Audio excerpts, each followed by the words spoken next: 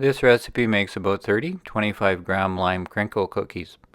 These cake-like cookies are sweetly spiced with fresh vanilla bean and lime zest. Start by macerating the spices in the sugar. Rub a split vanilla bean and the zest of 2 limes, about 10 grams, into 175 grams sugar with your fingertips. Add 30 grams lime juice with 30 grams rum. Mix well and set the bowl aside for an hour before removing the vanilla bean. In another bowl, sift 250 grams pastry flour with 50 grams barley malt, 5 grams baking powder, 3 grams baking soda, 5 grams salt, and set the bowl aside.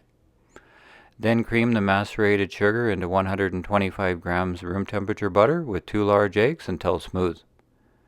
Gently mix in the flour mixture and refrigerate the dough for at least an hour or overnight. The dough is very soft and needs to be dusted in 2 different types of sugar.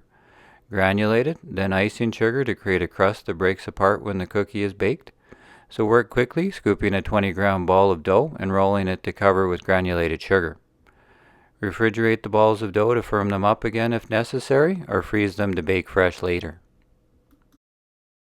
Then roll the dough balls in icing sugar generously.